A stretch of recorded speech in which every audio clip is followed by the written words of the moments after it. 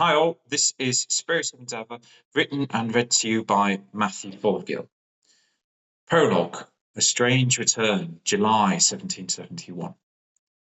First came the parrot, scarlet out of the channel mist, its cry tearing the stillness, a call born of sun and reef, wrong on this cold coast. Isaac, the ship's watchful cabin boy, knew that call. He had loosened the bird from the rigging, fed it when no one watched. It always flew ahead when land drew near. This time his chest tightened, as if the cry bore the weight of all they had seen.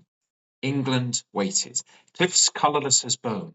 The gulls shrieked at the bird's brilliance. It didn't belong here. Neither did he. 3 years' stillness fractured, the plumb line dragged heavy, not only lead, but memory. Higgins stood beside him, unyielding as granite. He did not glance at the boy. Slowly, he raised the signalling pistol and fired into the sky. A crack rang through the fog. The parrot screamed and wheeled away, then vanished. Picker's hand did not tremble. It never had. They drifted in their low boat, one young, one withered, both marked by a voyage that had nearly drowned them. A blue ribbon clung salt-stiff to Isaac's wrist. A shell necklace hung at his throat. Neither was born of the sea, yet both were shaped by it. Beside him, a chart lid half unfurled, oilskin corners lifting in the breeze. He reeled in the plumb line, steady, drawing memory up from the depths. They had traced this course before. Now they returned to the place it had vanished, calling in all the ways they knew. A low throb moved through the water, heavier with each beat. Picus narrowed his eyes. They shared a glance, but said nothing. The hum withdrew. Out of the silence came a cry, thin, warbling. Not gull, not bird. Water surged. A flicker of green tropical leaves. For a heartbeat, Isaac thought he saw Tahitian palms rising from the deep. His stomach lurched, salt stinging his throat. Then the vision snapped. Trunks became masts, fronds rigging, until the ship itself took form. Weed-laced, weathered, the past breaking the surface. It was a Royal Navy vessel, though few would now recognise it. The bark Endeavour. The sight clenched him like a fist. Masts bowed, sails hung in tatters, the hull rode low. A vast shadow rolled over their boat as light cut through the clouds. A thunderclap split the sky, orange fire at the foremast. The bow surged, water sheared apart. This is what they had summoned, but larger, more live than imagined. His heart hammered, not with fear, but with the sharp thrill of being answered. By God, Picus breathed, pulling off his hat. An officer who had mocked priests and parsons alike barred his head as if before an altar. She's come back. He wiped his cheek and set a calloused hand on the boy's shoulder.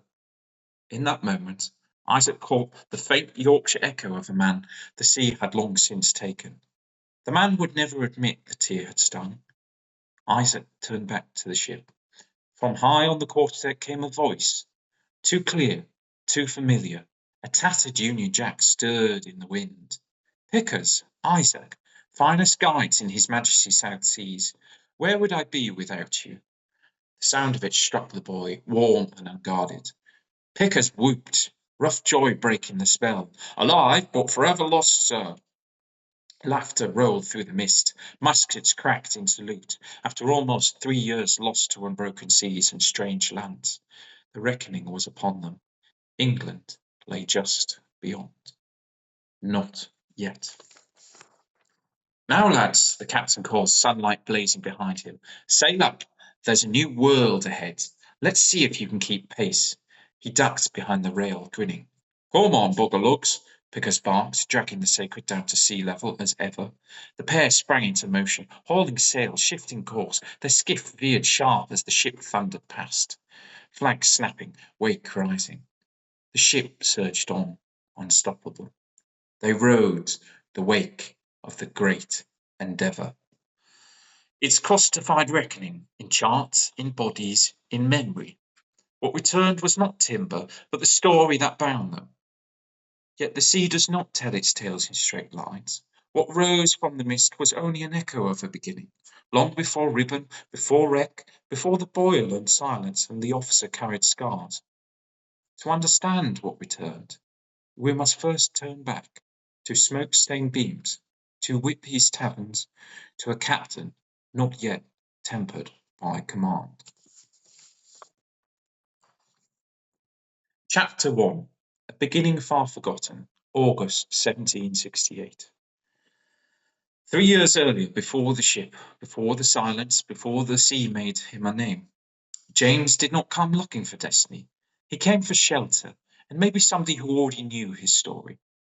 The Whitby Tavern exhaled centuries of smoke. Its timber walls leaned inwards, blackened by salt and age. The air was thick with fish, ale, damp wool, and a faint tang of brine. A tankard slammed. A voice tore through like a pistol shot.